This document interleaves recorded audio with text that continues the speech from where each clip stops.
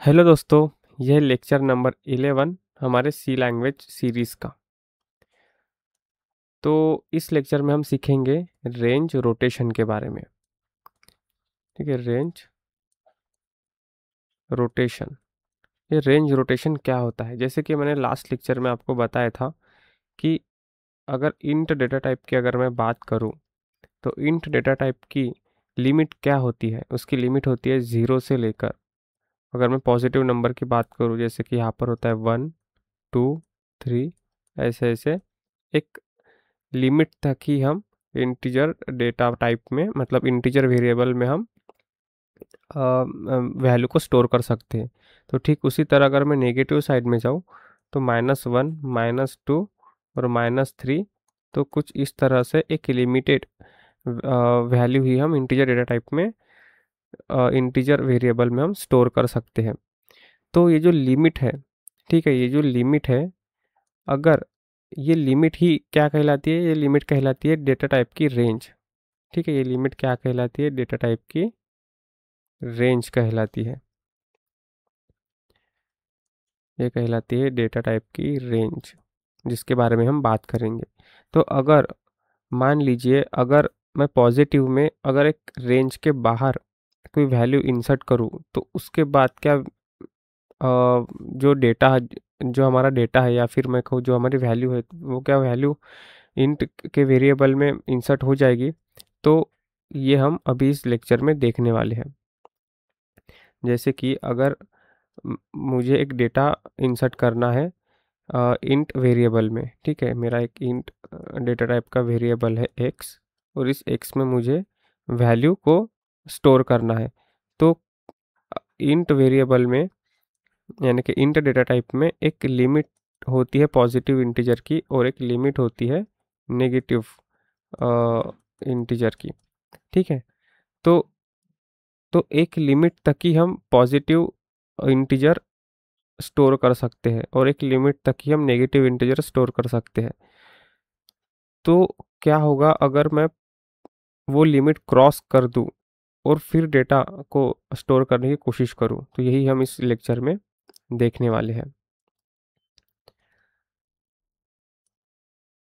ठीक है, लेकिन जो हमारा लास्ट लेक्चर था, यानी कि लेक्चर नंबर 10, जो हमारा लेक्चर नंबर 10 था, उसमें मैंने आपको सिखाया था कि बीट क्या होते हैं, निबल क्या होते हैं, बाइट, वर्ड और डबल वर्ड के बारे में।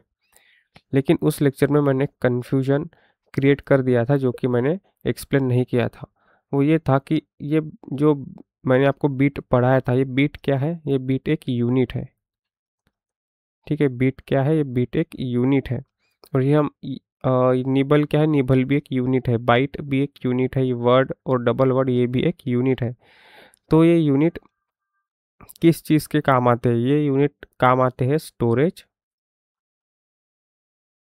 स्टोरेज साइज को मेजर करने के लिए। स्टोरेज साइज को मेजर करने के लिए ये यूनिट काम आते हैं। तो जब मैंने आपको बिट सिखाया, तो बिट सिखाने के पहले मैंने आपको ये सिखाया कि कंप्यूटर जो होता है वो बाइनरी लैंग्वेज क्यों समझता है। ठीक है, तो कंप्यूटर को बाइनरी लैंग्वेज ही क्यों समझ में आती है, ये भी मैंने आपको पढ़ाया था। तो जब मैं आपको ये एक्सप्लेन कर रहा था कि कंप्यूटर को बाइनरी लैंग्वेज ही क्यों समझ में आती है, तब मैंने वहाँ पर भी 0 और 1 का जिक्र किया था। तो जब हम बीट पढ़ रहे थे, तो बीट में भी 0 और 1 का ही मैंने यहाँ पे 0 और 1 को ही मैंने यहाँ पे मेंशन किया था। तो ये 0 1 और ये 0 1 बिल्कुल ही डिफरेंट है ना? क्या डिफरेंट है? आप इसको कनेक्ट मत कीजिए, ये डिफरेंट है। ठीक है, अब कैसे डिफरेंट है वो हम अभी देखते हैं। तो देखो, जब अगर अगर मैं बात करूँ ऑन ऑफ की, अगर मैं बात करूँ ऑन ऑफ की, तो हमारा कंप्यूटर ऑन ऑफ, एक मतलब हमारे कंप्यूटर में जो सर्किट होता है वो एक तो ऑन होता है या फिर ऑफ होता है। तो अगर मैं इस ऑन और ऑफ के स्टेट को अगर मुझे डिफाइन करना है, तो मैं क्या कहूँगा? मैं ऑन को 1 कहूँगा और ऑफ को 0 कहूँगा।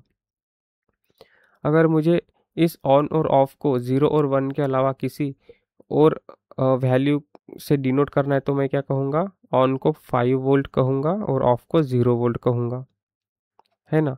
तो ऑन और ऑफ के स्टेट को डिफाइन करने के अलग अलग तरीके हो सकते हैं। जैसे कि हो सकता है कि मैं ऑन को 2.5 वोल्ट बोल दूं और ऑफ को 5 वोल्ट बोल दूं।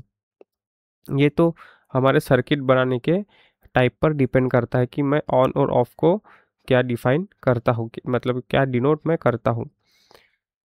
तो अगर मैं कंप्यूटर की बात करूँ या फिर मैं किसी सर्किट की बात करूँ, तो सर्किट जब ऑन या ऑफ होता है तब हमें ह्यूमन को समझने के लिए हम ऑन और ऑफ की एक स्टेट को डिफाइन करते हैं। तो वही स्टेट को मतलब जब हम कंप्यूटर का सर्किट बनाते हैं, यानी कि जो इंजीनियर होता है या फिर जो भी कंपनी होती है वो कंप्यूटर का सर्किट बनाती है, तो वो ऑन और ऑफ को 1 और 0 में डिनोट करती है। ठीक है, अगर मैं बात करूँ रैम की, यानी कि रैंडम एक्सेस मेमोरी, जो हमारे कंप्यूटर लैपटॉप में होती है, उसमें ऑन और ऑफ की स्टेट 0 और 1 से नहीं होती है, वहाँ पर होती है 5 वोल्ट और 0 वोल्ट से, है ना। तो रैम में भी सर्किट होता है और रैम में भी जो सर्किट होता है वो ऑन या ऑफ होता है। तो रैम में जो सर्किट होता है वो ऑन या ऑफ होता है, और वो ऑन और ऑफ डिसाइड होता है 5 वोल्ट और 0 वोल्ट पे, है ना। कंप्यूटर पे जो मदरबोर्ड होता है, उस मदरबोर्ड में जो भी आईसीज लगी होती है, जो भी प्रोसेसर लगा होता है, वो प्रोसेसर ऑन और ऑफ की स्टेट डिफाइन करता है 1 और 0 से। तो ऑन और ऑफ की स्टेट समझने के लिए हम कई तरीके से हम मतलब ऑन और ऑफ की स्टेट हम किसी भी तरीके से हम डिनोट कर सकते हैं। ठीक है, अब समझते हैं हम कि अब हम समझते हैं बीट के बारे में। तो अगर मैं बीट के बारे में, अगर मैं 0 और 1 की बात करूँ, तो मैंने बीट क्या है, हमारा यूनिट है। तो यूनिट कौन सा, किस टाइप का यूनिट है, वो स्टोरेज साइज़ को मेजर करने का एक यूनिट है। तो जब मैं स्टोरेज साइज़ की बात करूँगा, तब मैं ये कहूँगा कि अगर मैं एक स्टोरेज साइज़ अगर मैं एक स्टोरेज साइज़ को बिट यूनिट में मेजर करता हूँ, है ना, अगर मैं किसी स्टोरेज साइज़ को बिट यूनिट में मेजर करता हूँ, तो इसका मतलब ये होगा कि मेरे उस साइज़ में सिर्फ एक ही वैल्यू को मैं स्टोर कर पाऊँगा, या तो मैं 0 को स्टोर कर पाऊँगा या फिर 1 को स्टोर कर पाऊँगा। ठीक है, या फिर 0 को स्टोर कर पाऊँगा या फिर 1 को स्टोर कर पाऊँगा। अगर मैं बात करता हूँ ऑन और ऑफ की, तो फिर मैं यहाँ पर 1 और 0 से मैं ऑन और ऑफ को डिनोट करूँगा। तो ये 1 और 0 अलग है, ये 1 और 0 अलग है। यहाँ पर बात हो रही है साइज़ की और यहाँ पर बात हो रही है ऑन और ऑफ की। तो ये थोड़ा-सा कन्फ्यूजन था, कई लोगों को कन्फ्यूज़ हो सकता है कि ये 0 1 ये 0 1 सेम है, तो ऐसा नहीं है। है तो ये 0 1 ही, पर यहाँ पर बात हो रही है साइज़ की। यहाँ पर क्यों, कैसे बात हो रही है साइज़ की? तो देखो, अगर मैं किसी साइज़ को बिट में मेजर करता हूँ, तो इसका मतलब ये है कि वो साइज़ सिर्फ एक ही वैल्यू को स्टोर कर पाएगा। अगर मैं साइज़ की बात करूँ, तो अगर मैं साइज़ की बात करता हूँ और उस साइज़ वो जो स्टोरेज साइज़ है, ठीक है, वो जो स्टोरेज साइज़ है, वो स्टोरेज साइज़ को अगर मैं बाइट से डिनोट करता हूँ या फिर मैं बाइट यूनिट से मेजर करता हूँ, इस स्टोरेज साइज़ को अगर मैं बाइट यूनिट से मेजर करता हूँ, तो इसका मतलब क्या है? इसका मतलब ये है कि यहाँ पर मैं 8 बिट को मैं रिप्रेजेंट मतलब 8 बिट को मैं स्टोर कर सकता हूँ। समझ गए?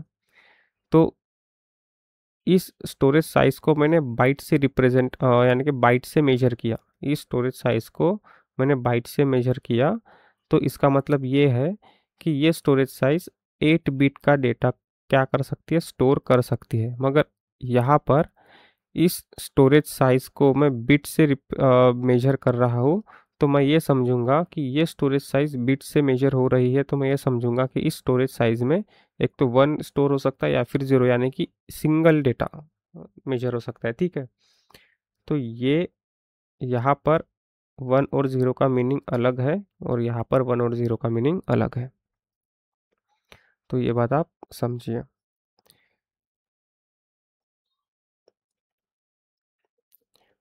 ठीक है, तो हमने देखा था बिट भी एक यूनिट है स्टोरेज साइज मेजर करने का, निबल भी यूनिट है, बाइट यूनिट है, वर्ड और डबल वर्ड ये सारे क्या है स्टोरेज साइज को मेजर करने के यूनिट है।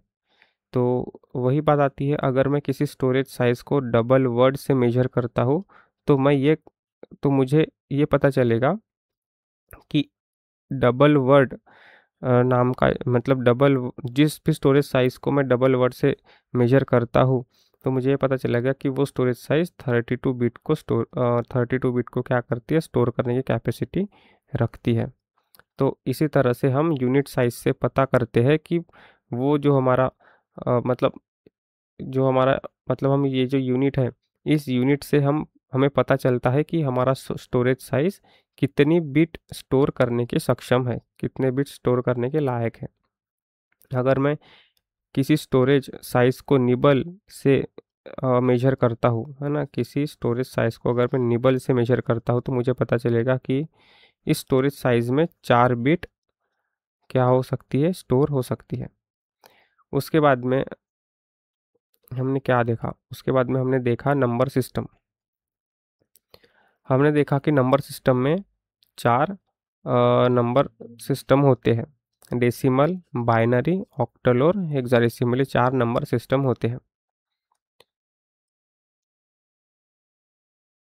उसके बाद हमने ये देखा कि जो डेटा टाइप का जो साइज़ होता है, वो साइज़ कंपाइलर डिसाइड करता है आर्किटेक्चर के हिसाब से। तो अगर 64 बिट का आर्किटेक्चर है और कंपाइलर अलग-अलग है तो कंपाइलर के हिसाब मतलब वो अपने हिसाब से डेटा टाइप का जो साइज़ है वो डिफ़ाइन करता है। जैसे कि अगर मैं 64 बिट का ही आर्किटेक्चर की बात करूँ, यहाँ पर भी 64 बिट का आर्किटेक्चर यूज़ हुआ है, यहाँ पर भी 64 बिट का ही आर्किटेक्चर यूज़ हुआ है। लेकिन यहाँ पर एक कंपाइलर है माइक्रोसॉफ्ट का visual C plus plus compiler और यहाँ पर है जीसीसी कंपाइलर।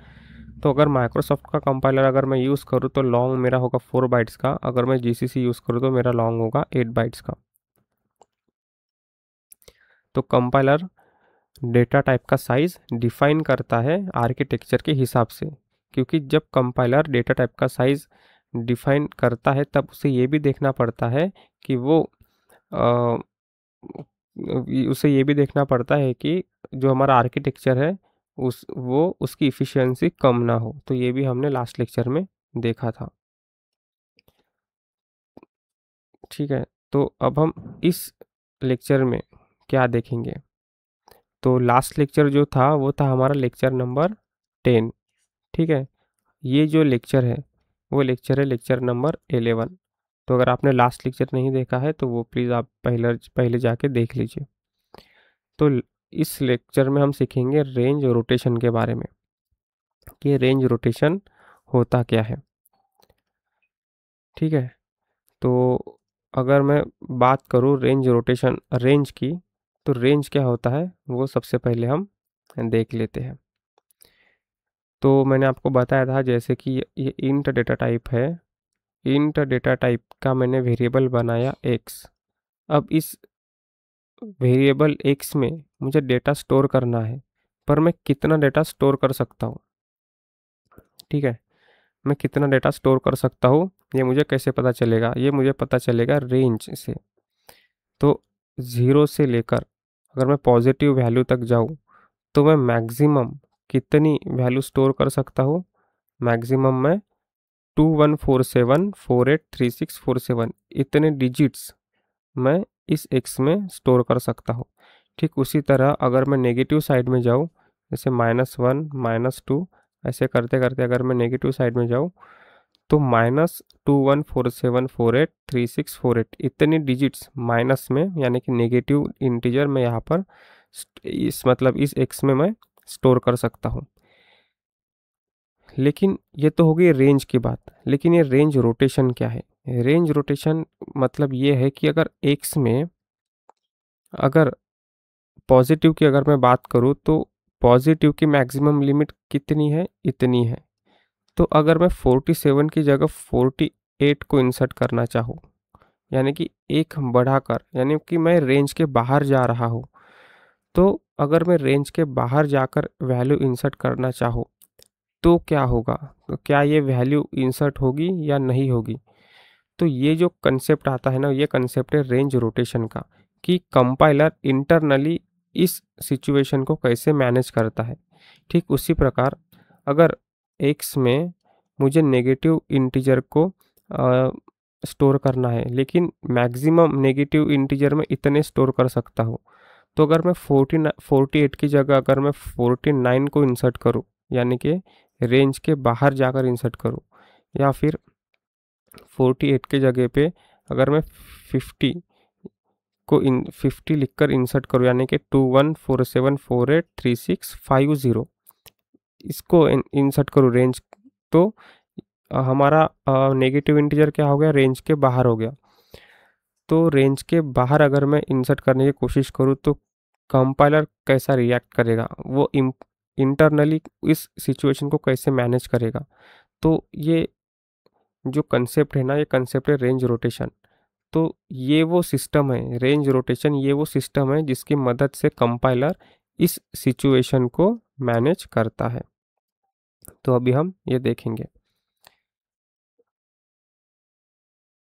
ठीक है।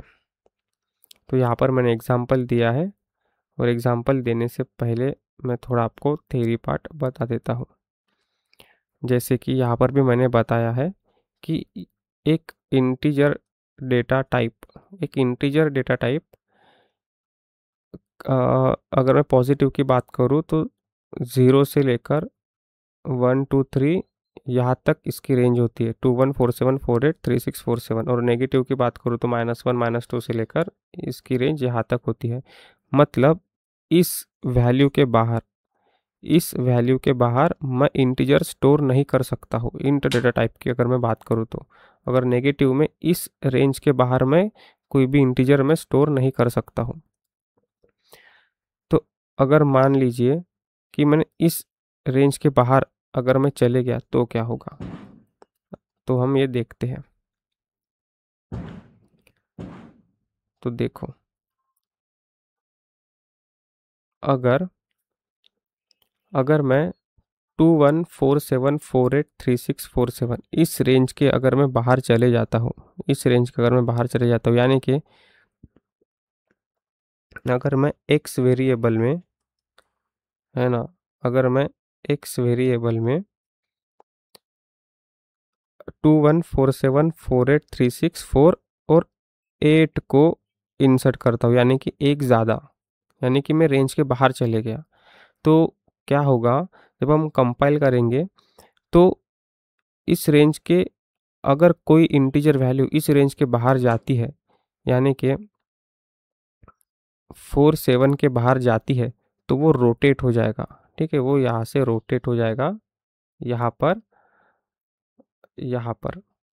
ठीक है, यहाँ से रोटेट हो जाएगा यहाँ पर, और इसके बाद जो भी नंबर होगा वो नेगेटिव में कन्वर्ट हो जाएगा।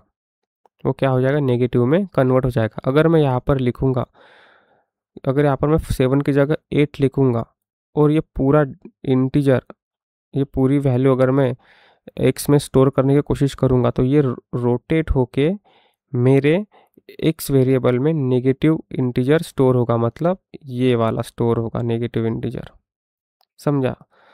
तो ठीक उसी तरह अगर मैं एक्स वेरिएबल में कोई नेगेटिव इंटीजर को स्टोर करना चाहूँ, अगर 48 की जगह पे मैं यहाँ पे 49 लिखूँ, तो ये जो मेरा पूरा इंटीजर है ना, ये जो मेरा पूरा इंटीजर है, ये रोटेट हो जाएगा और मेरे एक्स वेरिएबल में नेगेटिव नहीं पॉजिटिव, मतलब ये वाली वैल्यू इंसर्ट हो जाएगी।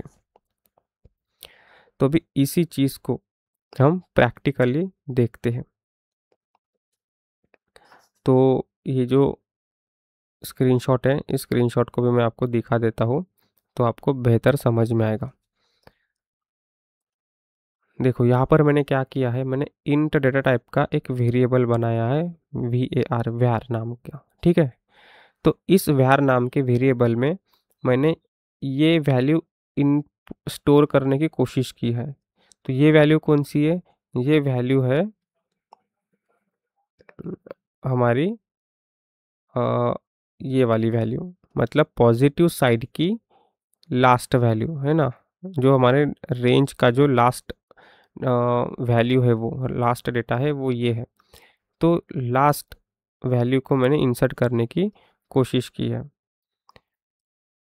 तो अगर मैं लास्ट वैल्यू को स्टोर करने की कोशिश करूँगा, तो अगर मैं प्रिंट करूँ, ठीक है, वैल्यू इन रेंज, ये मेरा क्या है, स्ट्रिंग है, ठीक है। तो अगर मैं इस var नाम के वेरिएबल को प्रिंट करने की कोशिश करूँ, तो मुझे क्या मिलेगा, मुझे वही वैल्यू मिलेगी। क्यों? क्योंकि मैंने रेंज के बाहर की वैल्यू नहीं लिखी है, मैंने रेंज के अंदर की ही वैल्यू लिखी है। लेकिन अगर मैं रेंज की बाहर की वैल्यू लिखता हूँ, जैसे कि इस केस में हुआ है, ठीक है, जैसे कि इस केस में हुआ है, देखो मैंने 2147483648, मतलब 7 की जगह मैंने क्या लिखा, 7 की जगह मैंने 8 लिखा यहाँ पर, ठीक है। ये वैल्यू कौन सी है, ये वैल्यू है इंटीजर डेटा टाइप के लास्ट वैल्यू, ठीक है, लास्ट वैल्यू बोल सकते हो आप, जहाँ पर रेंज ख़त्म होती है वो वाली वैल्यू है पॉजिटिव साइड की। तो मैंने ये वैल्यू नहीं लिखकर इस बार मैंने 48, मतलब एक ज़्यादा, +1, एक ज़्यादा, इससे एक ज़्यादा की वैल्यू मैंने इंसर्ट करने की कोशिश की है। तो उस वो क्या हो गया, वो रोटेट हो गया, और रोटेट होने के बाद में वो नेगेटिव नेगेटिव साइन में आ गया। तो ठीक उसी तरह मैंने अब इसमें, ठीक है, अब इस वाले लाइन में क्या हो रहा है, मैंने 48 की जगह 49 लिखा, मतलब यहाँ पर +1 नहीं किया मैंने, यहाँ पे +2 किया। ये जो हमारी लास्ट जो रेंज था, है ना, पॉजिटिव इंटीजर का, मतलब पॉजिटिव इंटीजर में का लास्ट जो हमारा डेटा था, इसमें मैंने +2 ऐड किया, तो ये 49 हो गया। तो अगर मैं इस डेटा टाइप, इस डेटा को अगर मैं वेरिएबल में इंसर्ट करना चाहूँ, स्टोर करना चाहूँ, तो वो क्या करेगा, ये वाली वैल्यू प्रिंट देगा। तो थोड़ा समझिए कि यहाँ पर भी मैंने रेंज को क्रॉस किया है, और यहाँ पर भी मैंने रेंज को क्रॉस किया है, लेकिन यहाँ पर वैल्यू अलग आई है, और यहाँ पर वैल्यू जो है वो अलग आई है। तो ऐसा क्यों होता है, तो ये भी हम अभी देखेंगे। तो ऐसा इसलिए होता है कि अगर अगर मैं पॉजिटिव इंटीजर की बात करूँ, तो अगर मैं पॉजिटिव इंटीजर की रेंज को तोड़ता हूँ, ठीक है, तो तोड़ता हूँ, तो मान लीजिए यहाँ पे मैंने +2 कर दिया, यानी कि कितने हो गए, 49 हो गए, ठीक है। तो 2147483649। तो अगर मैं इस डेटा को अगर मैं इंसर्ट करना चाहूँ, तो ये कितने बार वैल्यू को शिफ्ट करेगा, 2 बार शिफ्ट करेगा।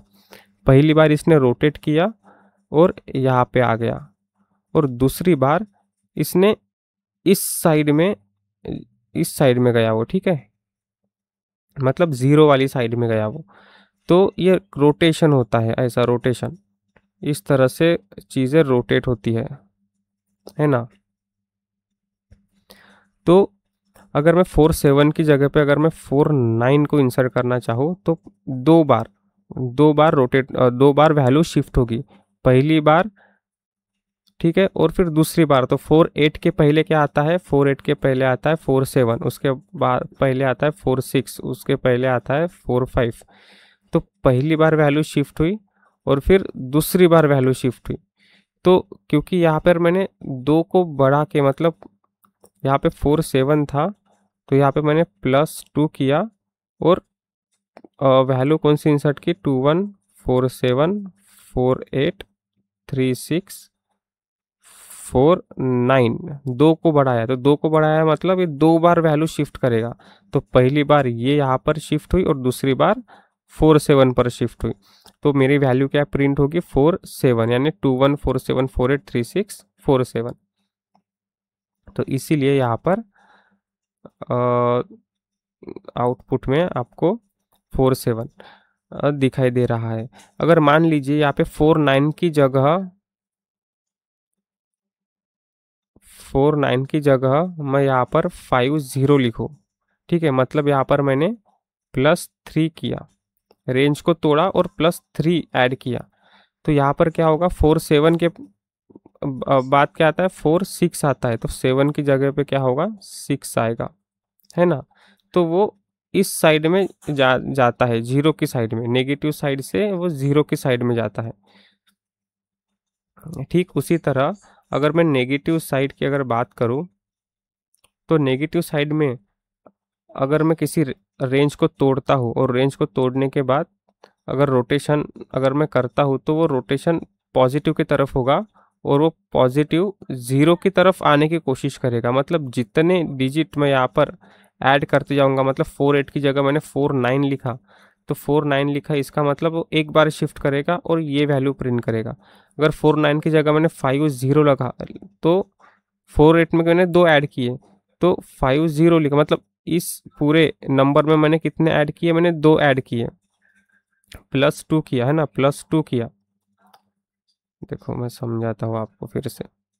अगर ये जो डिजिट है, इस डिजिट में मैंने मान लीजिए +3 ऐड कर दिया, तो +3 ऐड कर दिया, इसका मतलब ये वैल्यू क्या बन गई, ये मेरी वैल्यू बन गई 495051, मतलब यहाँ पर 51 आएगा,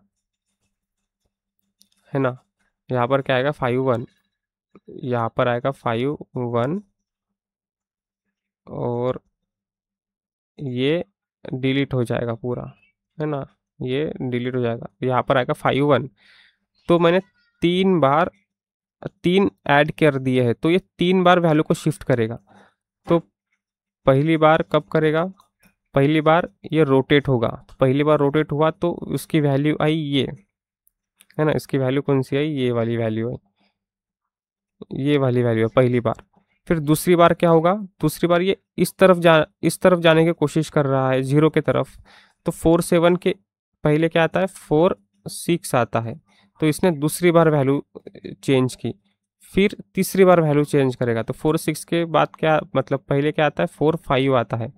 तो मेरा प्रिंट क्या होगा मेरे स्क्रीन पे प्रिंट होगा 2147483645, ये प्रिंट होगा। तो जितने डिजिट्स मैं यहाँ पर ऐड करूँगा, यानी कि जितने डिजिट्स में जितने डिजिट्स की रेंज में तोड़ूंगा, तो उतने डिजिट यहाँ पर क्या होंगे, शिफ्ट होंगे। और इस साइड में भी जितने डिजिट्स में रेंज को तोड़ के मैं जितने डिजिट्स को ऐड करूँगा, उतने डिजिट रोटेट होकर क्या होंगे, शिफ्ट होंगे। तो इस प्रकार इसी को कहते हैं रेंज रोटेशन, और यही फॉर्मूला सभी डेटा टाइप पर चाहे वो कैर हो, है ना, चाहे वो फ्लोट हो, चाहे वो डबल हो, कोई भी डेटा टाइप क्यों ना रहो, सभी डेटा टाइप पे यही रेंज रोटेशन क्या करता है, काम करता है। तो इसका हम अभी देखते हैं प्रैक्टिकल। तो देखो यहाँ पर मैंने सेम एग्जांपल लिया है। तो हमने लिया है var नाम का वेरिएबल, और उसमें हमने ये वाली वैल्यू स्टोर की है। ये वाली वैल्यू कौन सी है, ये है इंटीजर डेटा टाइप की। ये वैल्यू कौन सी है, ये वैल्यू है इंटीजर डेटा टाइप की लास्ट वाली रेंज, ठीक है, ये वाली रेंज, ये वाली रेंज, ये जो वैल्यू है ना, वो ये वैल्यू है। तो इसी वैल्यू को मैंने पहले क्या इंसर्ट करने की कोशिश की है। इसके बाद अगर यहाँ पर मैंने क्या किया, यहाँ पर मैंने +1, मतलब यहाँ पर मैंने क्या किया, +1, यानी 47 की जगह पे मैंने 48 को इंसर्ट किया है। मतलब मैंने रेंज को तोड़ा है, और रेंज को तोड़ा है, पर कितनी बार, मतलब एक बार +1 करके मैंने रेंज को तोड़ा है। तो फिर यहाँ पर आउटपुट क्या आएगा, ये नेगेटिव में चली जाएगी वैल्यू। यहाँ पर मैंने 49 किया है, यानी कि यहाँ पर +1 की जगह पे मैंने +2 कर दिया है, तो रेंज को तोड़ा है पर +2 ऐड करके, तो ये 2 बार यहाँ पर वैल्यू शिफ्ट होगी। तो हम इसको रन करके देखते हैं।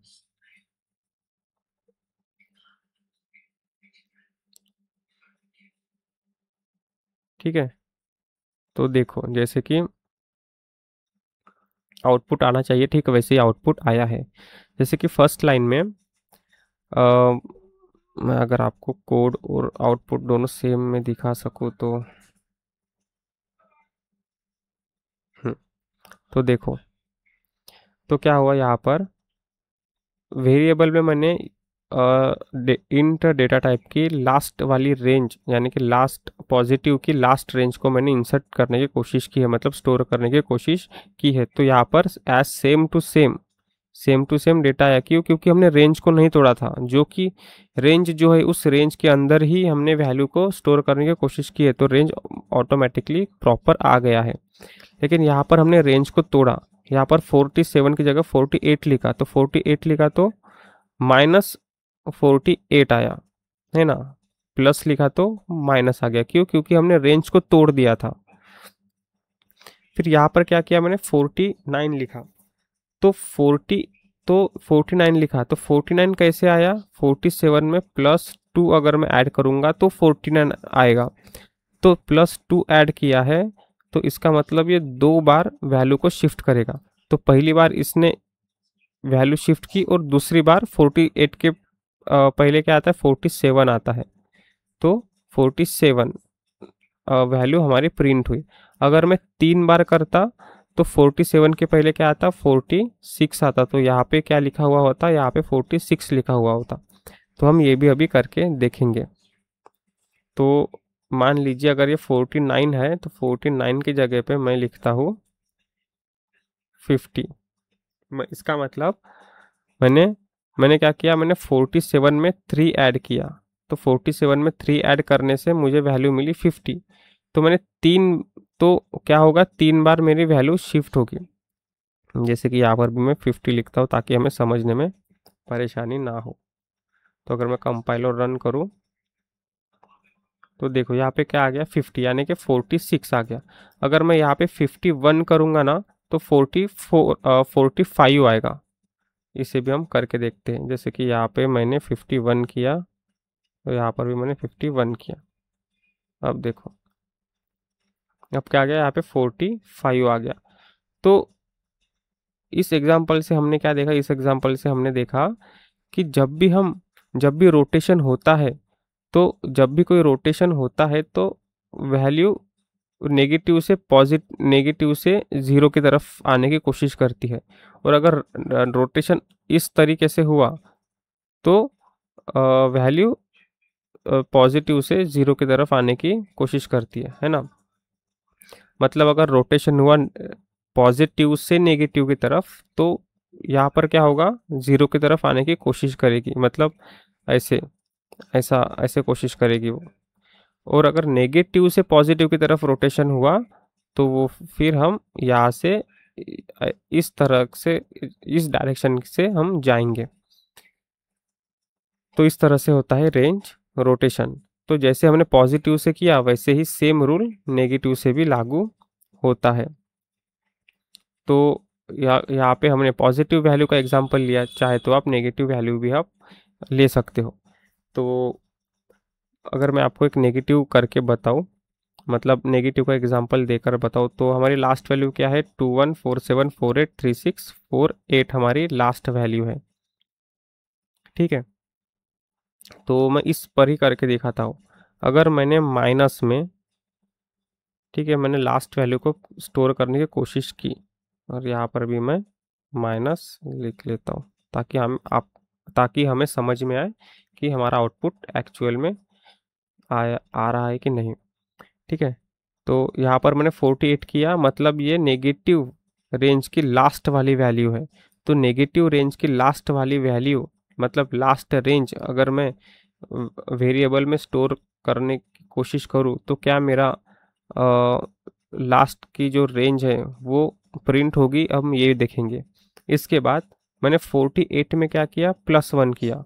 तो +1 किया तो ये 49 हो गया। तो -49 अगर मैं स्टोर करने की कोशिश करूँ तो क्या ये स्टोर होगा, हम ये भी देखेंगे। ठीक है, अब यहाँ पे मैंने क्या किया, 50 कर दिया, यानी कि 48 जो हमारी लास्ट रेंज थी, इस पे मैंने +2 ऐड किया, तो +2 ऐड करने से 50 हो गया। तो अगर मैं माइनस लिखूँ यहाँ पर, तो अब हम देखते हैं आउटपुट कैसे आता है।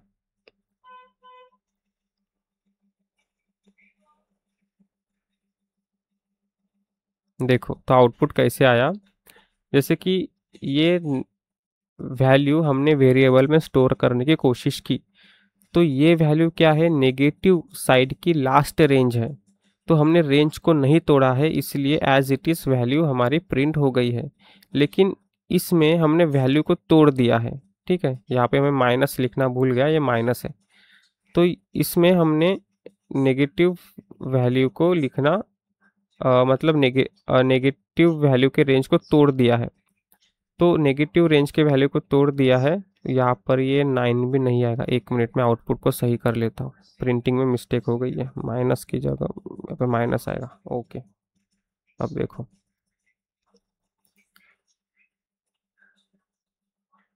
अब देखो यहाँ पर तो हमने रेंज को नहीं तोड़ा था, तो इसलिए वैल्यू एज इट इज़ आई। यहाँ पर देखो, यहाँ पर हमने रेंज को तोड़ा है, 4 8 की जगह पे 4 9 लिखा है।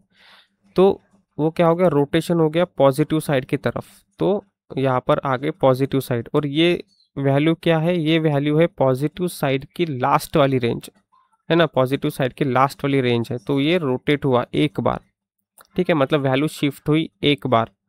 यहाँ पर इस लाइन में क्या हुआ, यहाँ पर मैंने 50 लिखा है, मतलब +2 अगर मैं करूँगा 48 +2 तो 50 आएगा। तो मतलब ये 2 बार वैल्यू शिफ्ट करेगा। तो पहली बार वैल्यू शिफ्ट किया, ठीक है, तो ये वैल्यू वैल्यू मिली। और इससे पहले कौन सी वैल्यू आती है, 46 आती है। मतलब हम उल्टी दिशा की तरफ जा रहे हैं ना, नेगेटिव, हम उल्टी दिशा की तरफ, जीरो की तरफ जा रहे हैं। तो जब हम जीरो की तरफ जा रहे हैं तो 46 45 44 ऐसे। तो हमने 2 बार +2 ऐड करके हमने वैल्यू को मतलब रेंज को तोड़ा है। तो ये 2 बार वैल्यू क्या करेगा, शिफ्ट करेगा, जैसे कि मैंने आपको इस एग्जांपल में बताया था। देखो, अगर पॉजिटिव, अगर नेगेटिव के तरफ, अगर नेगेटिव की रेंज हम तोड़ते हैं तो वो नेगेटिव क्या बन जाता है, पॉजिटिव बन जाता है।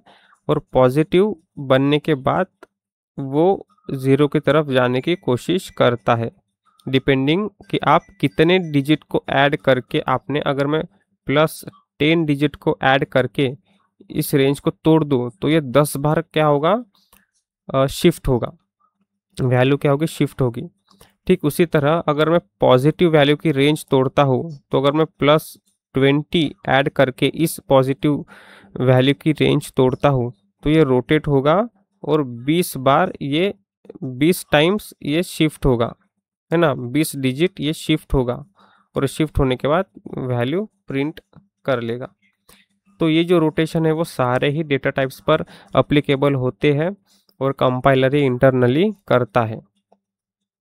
तो आज का ये जो लेक्चर है वो यही तक था कि रेंज रोटेशन किस तरह से होता है। अब नेक्स्ट लेक्चर में हम ये देखेंगे कि ज़ीरो से लेकर 2147483647 और -2147483648 इतने ही डिजिट्स क्यों हम स्टोर कर पाते हैं, इतनी ही क्षमता हमारे इंटीजर डेटा टाइप में क्यों है, इससे ज़्यादा हम क्यों नहीं कर पाते हैं। तो ये हम लेक्चर नंबर 12 में देखेंगे। ठीक है, तो ये लेक्चर नंबर 11 है। इससे पहले हमने लेक्चर नंबर 10 देखा था, जहाँ पर हमने यूनिट के बारे में पढ़ा था, और इस बार हमने रेंज रोटेशन के बारे में पढ़ा है। अब नेक्स्ट लेक्चर में हम ये देखेंगे कि इतनी ही वैल्यू क्यों हम स्टोर कर पाते हैं। ठीक है, तो अगर आपको ये लेक्चर पसंद आया है तो लाइक कीजिए, सब्सक्राइब कीजिए और शेयर भी कर दीजिए। अगर आपको हमारे सी लैंग्वेज के क्लासेस ज्वाइन करने हैं तो डिस्क्रिप्शन में मेरा नंबर है, आप मुझे कॉल कर सकते हो, और कोर्सेज के बारे में आप इंक्वायरी ले सकते हो। आपको 15 डेज़ का फ्री डेमो भी हम प्रोवाइड करते हैं, और हमारी फ़ीस सबसे कम है। हमारी फ़ीस है 500 रुपीज़ पर मंथ।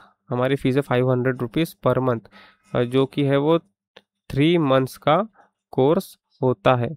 हमने मंथली पेमेंट इसीलिए ली है क्योंकि हम स्टूडेंट के हिसाब से पढ़ाते हैं। कोई कोई स्टूडेंट होता है कि जिसको स्लो कैप्चर करता है तो उसको 3 महीने लग सकते हैं, लेकिन कोई स्टूडेंट ऐसे होते हैं जो फास्ट कैप्चर करते हैं तो उनको 2 महीनों में ही वो सी लैंग्वेज सीख जाते हैं। तो आप अपने हिसाब से मंथली चार्जेस देकर आप कोर्स को सीख सकते हो। और हम यहाँ पे असाइनमेंट्स भी लेते हैं जिससे आपको प्रोग्रामिंग के प्रैक्टिस हो सके और आपको लॉजिक्स बन सके। असाइनमेंट्स के सॉल्यूशंस भी प्रोवाइड कर दिए जाते हैं, 1-to-1 डाउट्स भी आपके क्लियर कर दिए जाते हैं। अगर आपको सेपरेट सेशन करना है, यानी कि आपको 5 लोगों के बीच में या 10 स्टूडेंट्स के बीच में आपको क्लास नहीं ज्वाइन करनी है, तो आपको पर्सनल 1-to-1 कोचिंग भी हम प्रोवाइड करते हैं, वही 500 रुपीज़ पर मंथ के चार्जेस में। तो अगर आपको इंटरेस्टेड हो तो आप डिस्क्रिप्शन में मेरा नंबर है, आप मुझसे कांटेक्ट कर सकते हो। तो अब तक के लिए थैंक यू, मिलते हैं नेक्स्ट लेक्चर में।